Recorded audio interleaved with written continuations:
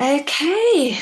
Well, hi everyone, and it's good to have you joining us today as we start a new podcast series called You Matter.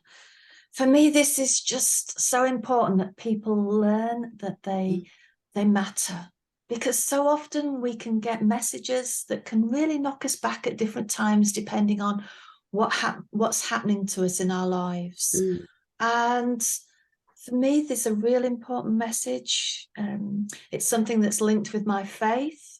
It's something that I feel Jesus showed as a Christian. I believe he showed that in his life, that he actually went to all those who were right on the edge of society, mm, right on those that were being ignored, were not necessarily welcome even in places, were thought as irrelevant, or who had just faded into the background. And he brings them back into the yeah. foreground, and Yeah. he basically says, you matter. Mm, And so that's the basis of this theme that we've taken and that we want to develop. mm. And for me, Jesus, he tells us a story, and he talks about some sparrows. He says you can buy two sparrows for only a copper coin. And that used to be actually, in those times, that used to be the basic food. The cheapest form of food was Oh, sparrows. I okay. can't imagine eating a sparrow, but anyway, No. can't imagine catching one. But you can buy two sparrows for only a copper coin, yet not even one sparrow falls from its nest without the knowledge of your Father. Aren't you worth more to God than many sparrows? Mm, So don't worry, for your Father cares deeply about even the smallest detail of your life. And to me, that's what this is all about. mm, And so we're going to be discussing over the weeks a range of different things. We've set up an email, which is youmatter247@hotmail.com. And if you want to write into us, email us about topics that you're interested in, that you'd like us to talk about, things that are affecting you in your life, then please feel free to get in touch. And likewise, if we raise something that's applicable in your life at the moment, and you want to be able to talk to someone or connect, mm. then please do get in touch. So my name's Jane Gaffney, and I'm a minister in the Methodist Church. I have with me today, I have Dawn Williams, who's joining us. I've known Dawn for quite a number of years now, and very Mm. grateful for her friendship and her support and her encouragement in this venture. So Oh, it's bless. lovely to Thank have you. Dawn. And today we're going to be thinking about dementia. Mm. And so we're delighted that we've got Anne Dees with us, who is a dementia advisor. And Anne will be sharing some of her knowledge and experience, Mm. which we're very grateful for, Anne, and it's lovely to have you with Absolutely. us. Yeah. Well, So it's very nice to join you both. Thank you. Oh, thank good, you, Al. good, good. So, Dawn, would you like to start off with maybe a question you've got for Anne? Yeah, I would. You know, it's been confusing to me because I've heard about dementia and I've heard about Alzheimer's. And I want to know, is there a difference between the two? Are they two different things? Ah, okay, Dawn. This is one that I hear about quite a lot as well. Right. We tend to use the word dementia as if you can imagine it as a sort of umbrella, Okay. and below that canopy of the Mm. umbrella are all the different types of dementia. So dementia Okay. is essentially a collection of symptoms, and those Okay. symptoms might have lots of different causes. Right. So you mentioned Alzheimer's, Dawn, Yes. and Yeah. Alzheimer's is a particular type of dementia that has a particular process. Right. And so dementia is Alzheimer's is a type of dementia, and dementia is this overall The word that umbrella. we Yeah. use. Yes, Okay. yeah. There Yeah. are lots of different types of dementia. I mean, it's probably not an exaggeration to say 150, something like that. Really? There Wow. are, there are an awful lot of very unusual types of dementia, very, very rare. But Wow. Alzheimer's is the one which is most regularly diagnosed. Right. And so how would somebody recognize what are the symptoms of somebody with Alzheimer's? Okay. With Alzheimer's, the thing that most people notice initially is a problem with the person's short-term memory. That's often a very characteristic sort of symptom that people mention. Yeah. So it may well be that the person perhaps can't recall what they had for breakfast this morning, or actually maybe even if they had breakfast or not. Right. So very short-term memory can often be impacted, and that's often the first thing that people notice, perhaps about themselves, or maybe other people notice about them. So short-term memory seems to be quite a significant issue. Yeah. So that might scare a few people, because we all get to the top of the stairs or into the next room and we can't remember exactly what have I come upstairs for. You know, and so it can, that sort of statement of short-term memory. And I don't know about you, but my experience is that a lot of people since COVID actually seem to be affected more with short-term memory. I suppose what I'd say the difference would be if that really seriously impacted on your day-to-day life, if it actually made life difficult to live, to manage your day-to-day activities because of your poor short-term memory, that would indicate that really something might be going on that you need to follow up with your doctor. And there may be other symptoms as well that you notice. So it might be that short-term memory is the first thing that you notice. But it may also be that the person experiences confusion or feeling agitated, perhaps because they're a bit disorientated.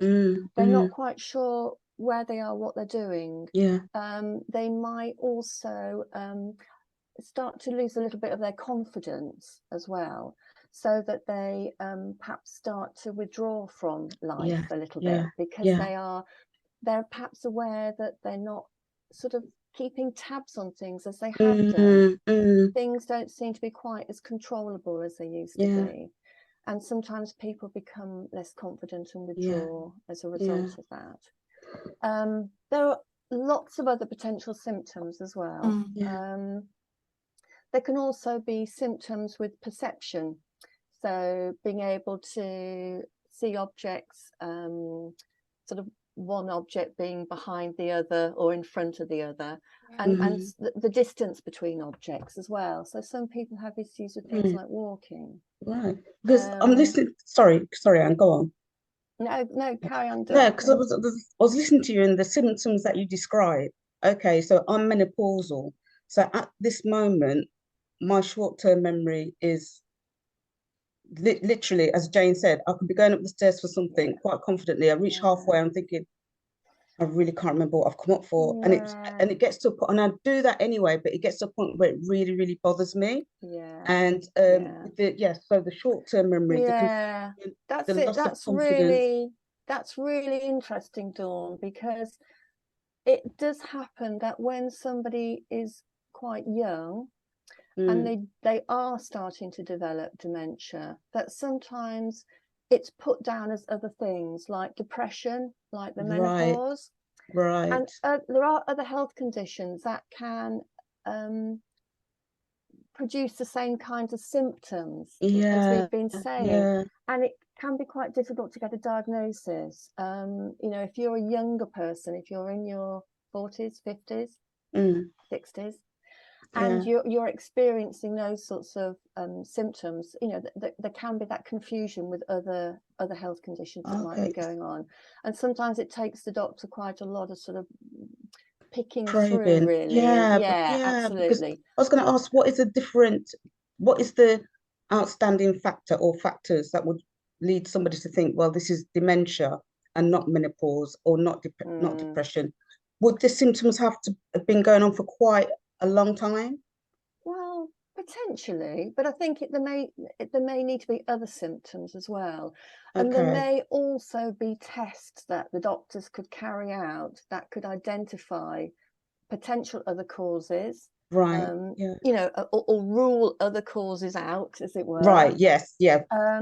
So there are other tests that can be done, and also there are scans that can be done on the brain itself to look at the structure of the brain. Okay. And also there are tests that can look at the functioning of the brain as well. Right. So these are some of the tests that need to be done really to Right. differentiate between the potential causes of those particular symptoms. Oh, so a brain scan could point out Yeah.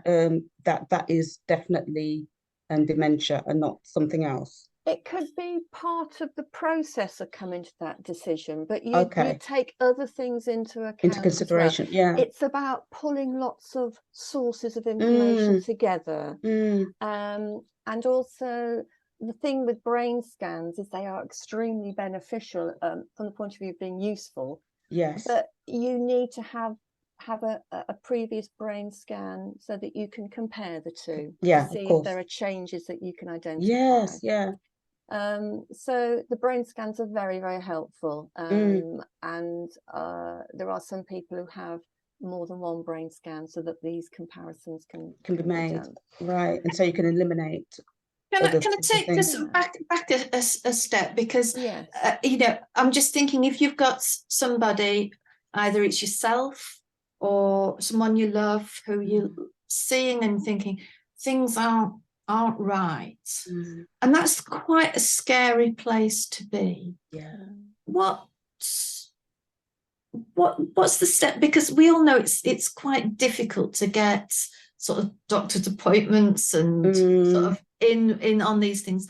What's the best course of action at that stage when you're thinking, well, I don't really want to bother anyone, I'm not quite sure what I should be doing, but things if I'm aren't just right. making a fuss, what's the best thing to do at that stage? Oh, without a doubt, go to see your GP. It's not about making a fuss, is it? It's, you know, you matter.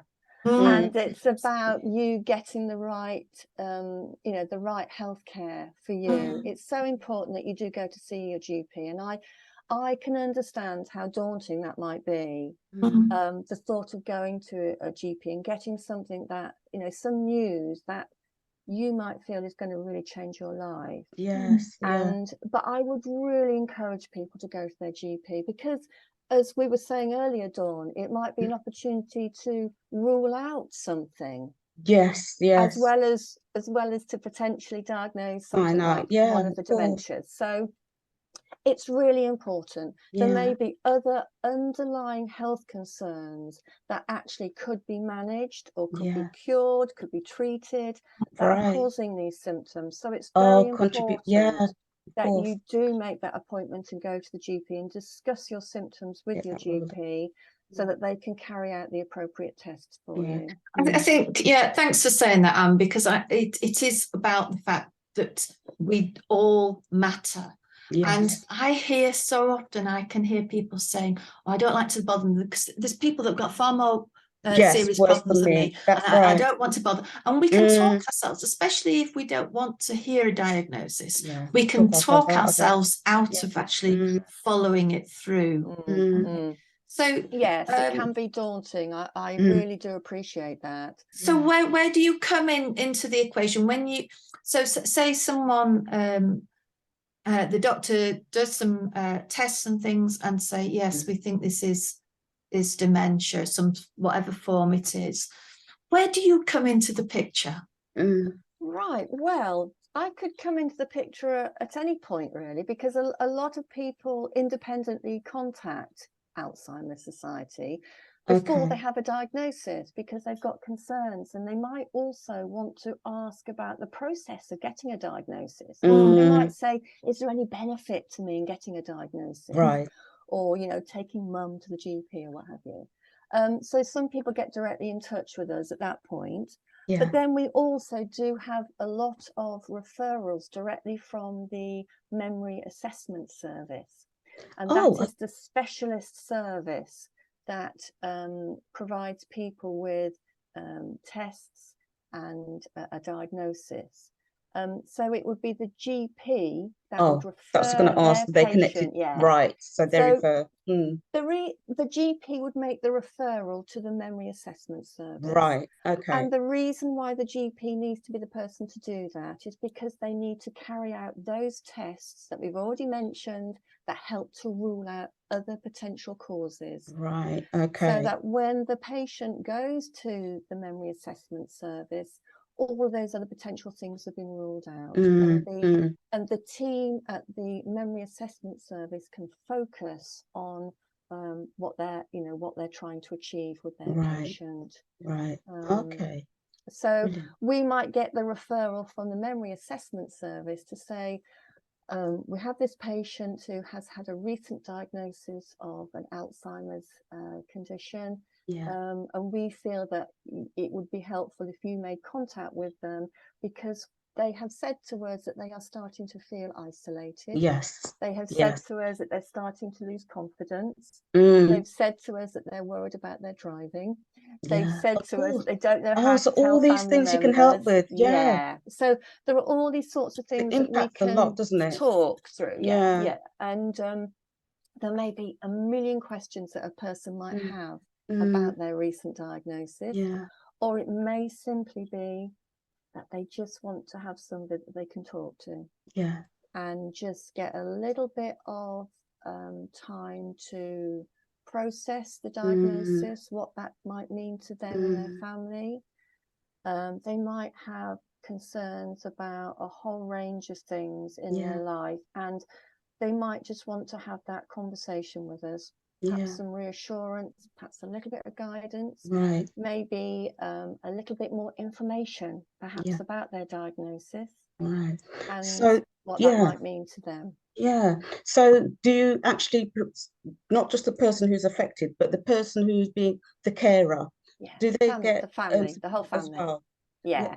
You know, Well, what I'd say, Dawn, is it's anybody who wants to engage with us. right. So we don't push ourselves onto anybody, but Right. if it could be their spouse, it could be a grown-up child, Yes. who's supporting them. It could be a good friend or a neighbor, and of course, it could be the person themselves that's had that diagnosis. So it's the whole it's the whole picture. Right. Yes. That's important. So it's family and friends. Yeah. Okay. So do you go out to see people? Is it phone Jane. or? Yeah, we do, Jane. We can go out and visit somebody at home, which That's brilliant. It's really helpful to us, Dawn, because it enables us to see somebody in their environment. Yeah. Of course. It enables us to see how they interact with each other, how the family members, how they interact with each other. Yeah. It enables us to see the environment where the person is living, because there may be things in there that we think might be causing a safety issue for the person, or might just be triggering some of their symptoms or exacerbating some of their symptoms. So by going out to see somebody at home, we can have a chat with them, we can see how they're living, we can find out from them what's important to them, what do they want to change, what do they want to achieve, how are they feeling, and having that lovely face-to-face conversation with them is very precious, and it's very helpful for us as well. So a couple of things I wanted to ask you, because this has been something that I think I've been thinking about quite incorrectly.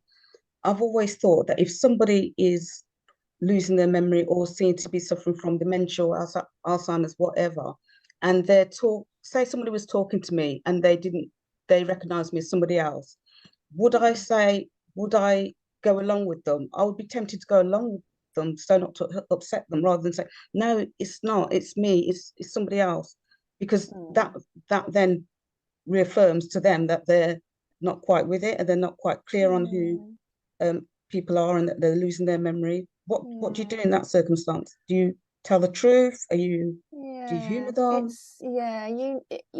You want to approach this so sensitively, don't you? Yeah, exactly. I think it might depend a little bit on the sort of relationship that you have with them, what your past relationship is with that person, how well you know them. there's very little point telling somebody something that they perhaps can't believe.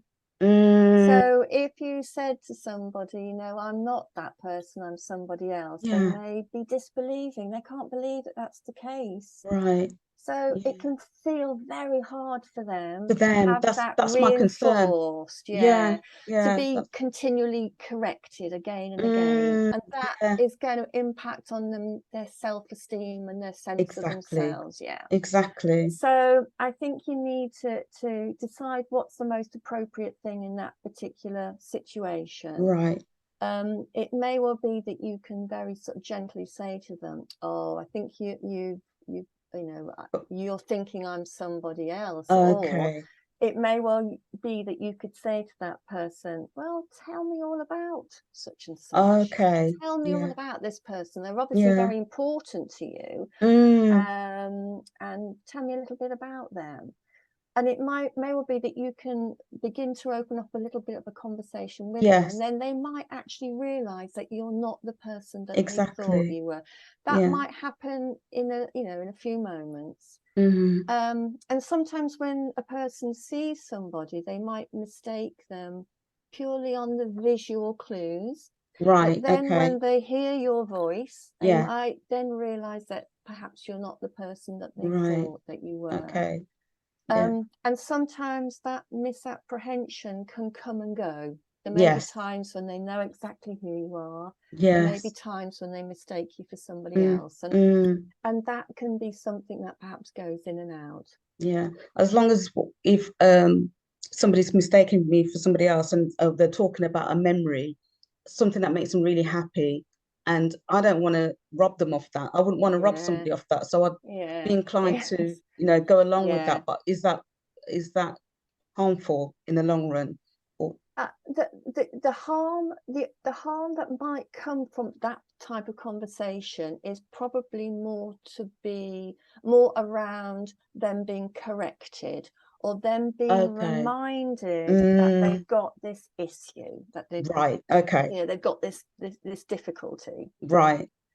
There's always this huge conversation, Dawn, around telling the truth, telling a lie. When is a white lie a little lie, a kind lie? Exactly. You know, that there are so many conversations around this, and it's not an easy one. There's no, I don't think it would be. No, there's not a hard and fast answer to that. And I think a lot of it comes down with how well you know the person and how well you think they might respond to being corrected. So it's part of your role, Anne, to give that sort of support and advice to loved ones, to people that, because the question that Dawn asks there is a very practical question of that we face. And so is that part of what you do? What do you generally do? What's your day look like? Oh my gosh, what does my day look like? Well, my day, just as you were saying, a lot of my conversations are with family carers, and it may be over the telephone. Right. So I do spend a lot of my day talking to family carers about some of those issues that Dawn just raised, sort of day-to-day difficulties, or what do I say when this happens? What do I do when that happens? So a lot of my day-to-day work is around those conversations with family carers. But of course I speak to people who have the diagnosis as well. They might be the person that wants the support from us. Right. So again, I might be talking to them about how they're feeling about things. What are their concerns? What are their current difficulties? Let's see if we can find a solution or something to help you through that. So our conversations are often around some practical issues like that, but they're often around people's feelings and people's perception of themselves, and changes in relationships in families, which can be a big component of dementia. People start to feel differently about their relationships with people. And that can put a lot of pressure on people, particularly if you're living with somebody who is starting to exhibit characteristics that are very unfamiliar to you. And things are changing, and that can impact on relationships. The family relation, the family dynamic change, wouldn't it? It can Grandchildren, everybody's do. affected, aren't they? Yeah. Because things aren't It the same can. as they were. Yeah. And it can Yeah. take, so we can spend a lot of time talking through how people can adapt, how they respond to things. Yeah. And I often say to people, you might not be able to change anything, but the one thing that you can do is change how you respond to something, or how you allow things to make you feel. Right. And sometimes that can come around learning more about the diagnosis, learning more about the particular type of dementia, and understanding how that's impacting on that particular person. Yeah. And finding ways of learning how to respond more positively to that person. Yes. So that you're not, you're not eroding their confidence. You're not eroding their sense of themselves. And so a lot of those day-to-day conversations are about that, Jane. Yes, of course. And a whole range of practical stuff, benefits, lasting power of attorney, transport, all those things, adapting the house. Of course. I mean, there's a million other things really that you could talk about. So when somebody, sorry, Anne. Sorry, Jane. When somebody's diagnosed, is it automatic, or is it? I would imagine that it would be essential, whoever's responsibility it is, to go out and look at the home, check for health and safety. Is there any risk to the person living there? Is there anything that happens? There might not be an automatic process for that. Okay. But undoubtedly, as a professional, you have a responsibility to check these sorts of things. If you're in somebody's home, and you see something which is potentially a hazard, you do have a professional responsibility to ensure that that's followed up, with the correct professional person who can deal with that. Yeah. And, you'll find that there are people who might be going into a person's home. They might be, I don't know, a community nurse. They might be somebody from an organisation like Age UK, or a whole range of organisations who might be going into somebody's home, who might be observing things like that. Right. Okay. So they would have a responsibility to follow that through with the person's permission, Okay. And if it's within their remit to do so. To get other people involved, to make the home as safe as possible for the person. That would be very important. Yeah.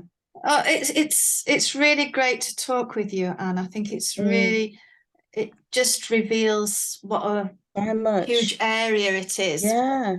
The sort of impact we've only just, I feel as if we've just touched the surface. Yeah. Would you like to share with people how they can get in touch with you if absolutely they need to? Yeah, absolutely. Anybody can make contact with us, so they can make contact with us for themselves if they've got their own questions, their own concerns, or they are supporting a family member or a friend. They can contact us as well. So the best way to get in touch with us is to contact Dementia Connect, and that's our information hub through Alzheimer's Society. So the telephone number for Dementia Connect is 0333 150 3456.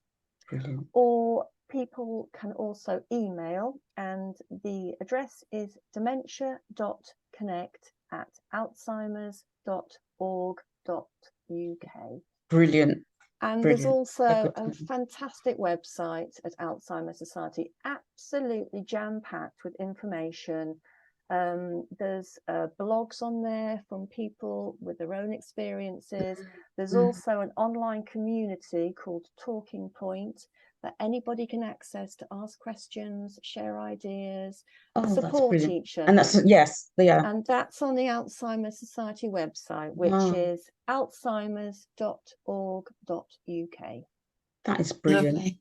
Thank you so much, Anne, for starting this conversation. Yeah, I think it's Thank you so much for inviting me. You can appreciate how important I feel it is Absolutely. that people get the right support at the right time to suit them, and that they feel supported and that they know it's there. Dementia journey. Absolutely. Absolutely. Of course. Because that takes us back to the whole thing about you matter, and you matter enough. And you know, whether you've listened to this podcast and it's triggered something in you and you're starting to think, oh, maybe I need to make that phone call to the doctors, or maybe you could suggest someone you love listens to the podcast to enable you to have a conversation which you've been wondering, how do I have this conversation? You know, there's all sorts of different ways we can use these things to sometimes bring up that thing that we find difficult to speak about. It can be such a difficult conversation. But it can also be a very positive conversation, and it can lead to people having help and hope. And that's the message that we're wanting to be giving, that, you know, that this there is hope, and there is a way, and they're not alone. You've got people there, you know, as you say, Dawn, you're not alone. And that is so important. I mean, let's just hold a moment of silence, because for some people this may be triggering all sorts of things, and I think if we can just hold silence, and then I'll just say a few words in prayer at the end.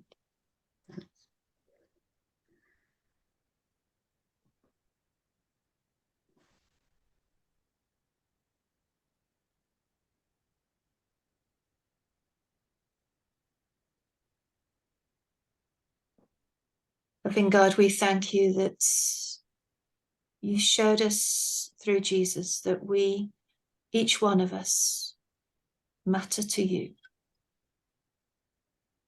That you see us and you know us and you love us.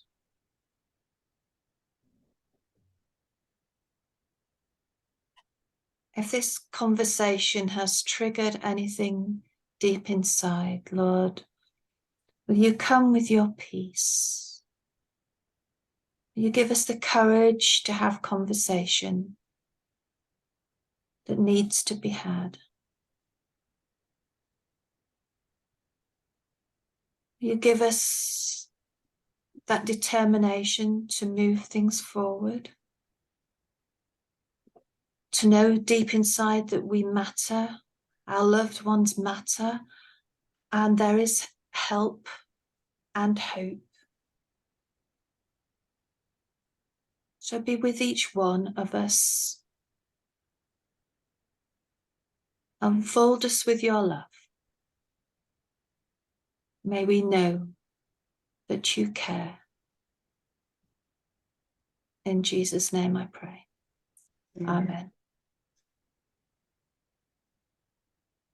Well, thank you, everyone, and thank you for listening. As I say, just remind you that our email is youmatter247@hotmail.com, and please do get in touch, and we will be back shortly with another discussion. But we take our lead from you as well, so do get in touch. All right, take care. God bless. Bye. Bye-bye, everybody. Bye-bye. Thank you.